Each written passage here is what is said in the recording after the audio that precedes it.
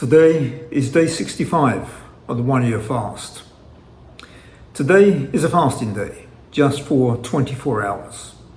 Again, framework for the 1 year fast is for me to fast for 3 days per week for 52 consecutive weeks. I'm in week 10, and this week I'm fasting today, which is Monday, then again on Wednesday and Thursday. So this particular week, I'm doing one 24-hour fast and one 48-hour fast. Today I'm feeling well, feeling really positive. Weight's come up a touch since the 72-hour fast last week. Feeling energized. We saw that my ketone readings were pretty high last week. And what I have noticed is when I'm on a fasting day, I feel as though I can breathe more freely. When I'm actually on a non-fasting day, when I'm consuming food, I feel my lungs are more compact and not as able to breathe as openly as when I'm fasting. And that got me thinking about whether fasting can actually help with your breathing. So maybe when you're consuming less food, perhaps that helps with eliminating phlegm or congestion from your chest and opens up your chest to enable you to breathe more clearly. I guess I need to do some research on that one because it's a tangible. As I'm going through this experience, I'm noticing that on fasting days, I can definitely breathe easier than when it comes to non-fasting days. I wouldn't say I'm terribly congested, but I do feel more phlegmatic. I definitely feel more contracted in the chest. That said, overall, still feeling pretty good. Started the 1 year fast on the 21st of June, the summer solstice, all the way through to this point, day 65. I felt pretty good overall. I did have that one incident where I got a back twinge, but seem to have recovered from that, so feeling good. And today I will step back into the gym, and I'm doing it slowly, so incrementally building back up to where I was previously.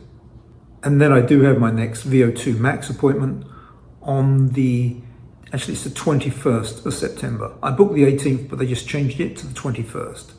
So 21st of September, which will actually be 3 months away from when I initiated the 1 year fast. That's when I'm going to do my next VO2 max. And hopefully by then, still got another 4 weeks or so, I should be back up to capacity and hopefully retain that relatively strong VO2 max. Again, it's all relative. And also I have my next DEXA scan on the 18th of September. That's been confirmed. So that will help me understand my body composition. Again, when I went for my previous baseline DEXA scan, I was borderline obese. It was a 30% body fat, actually 29 point whatever, but in effect, 30% body fat. So hopefully that can be improved in my next visit, but who knows, maybe it'll get worse. In the meantime, I did order a smart scale, so a Hume smart scale, and that provides a guide in terms of your body composition. So I'll use that as in between the DEXA scan. And again, the intention is to do DEXA scans every 3 months. So initial one was just before the 21st of June. We'll do another on the 21st of September, then again on December 21st, and then wrap round to March 21st, and then finally again in June 2027. And I'll follow the same process for VO2 max. So yeah, feeling good. In addition to the Hume Smart Scale, I did discuss maybe buying a new Garmin watch. I lost my previous one about a year ago, and I didn't replace it because I found it too controlling. So rather than buy a new Garmin watch, I opted to buy a Hume Smart Strap. So I have that arriving too, and therein I should have some credentials as well that I can add onto the 1 year fast dashboard. So yeah, slowly building up that data, and it's very important. The data obviously will either validate or invalidate the efficacy or the beneficial effects of the 1 year fast.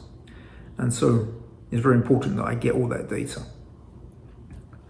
And then talking about data, of course, as I've mentioned multiple times, one of the main purposes, if not the central purpose of these videos, is to have a documented record so we can go back and look at any indicators around mental, emotional, psychological, spiritual health. Because clearly the one you asked is much more than just physical data. It has to be holistic. It has to include those dimensions above physical data. To get the whole package, these videos are pretty critical. And in that regard, I tend to have moments of reflection, reverie, just to hopefully tease out some kind of indicators around those factors.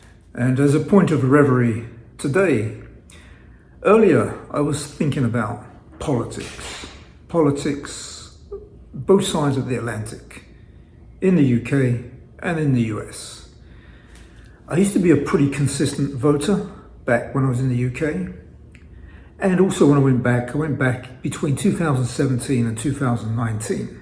However, when I'm in the US, I must confess, I let the side down. I don't vote back in the UK. I could actually vote from overseas, but I don't. And I was just looking at the past decade. In the past decade, there's been 7 prime ministers in the UK.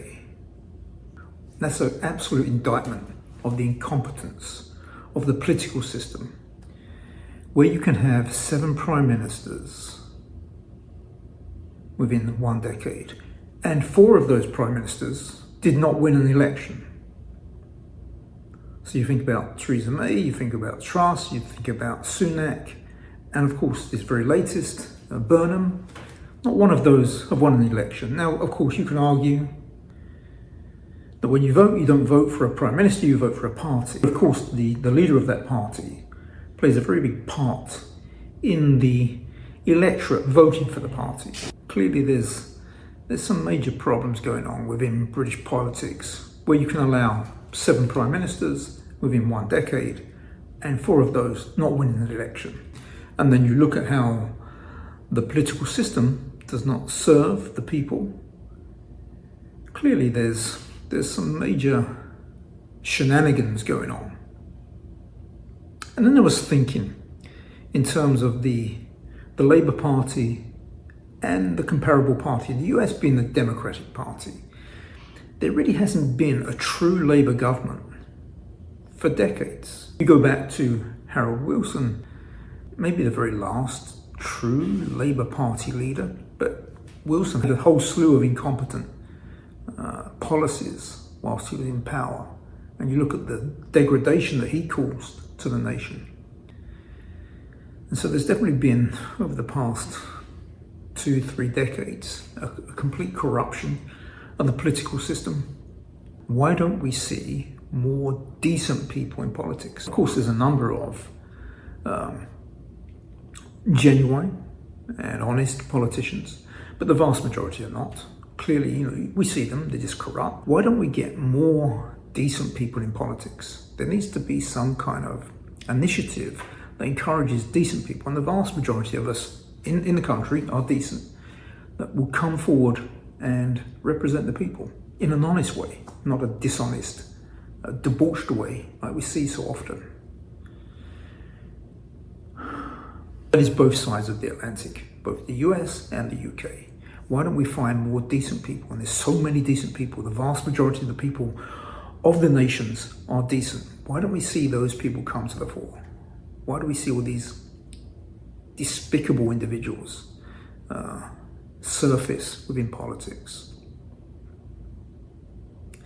And there probably does need to be a rethink around the parties within the UK. We definitely need a third party in the US to break that Republican Democratic extremism, that insanity that we see at both ends of the spectrum. Just again, find that fulcrum point, balance the equation, party that is just represents the people.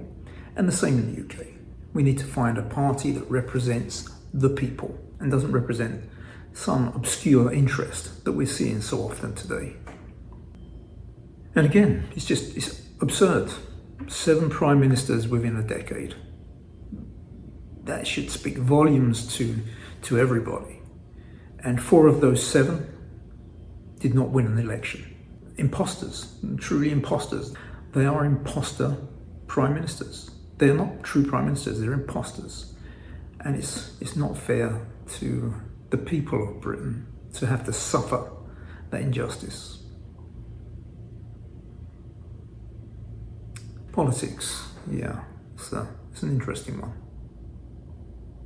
Anyway, coming back to the 1 year fast. Today is a fasting day, tomorrow's not, so I'll be eating again tomorrow, but I will be fasting on Wednesday and Thursday for 48 hours. And at the end of that 48 hours, I'll take again my ketone readings, and hopefully by then I'll have my Hume Smart Scale and maybe also the Hume Smart Strap, so we can look at some indicators there too. And maybe I'll try to do an unboxing. Okay, so that's me for today. Thank you.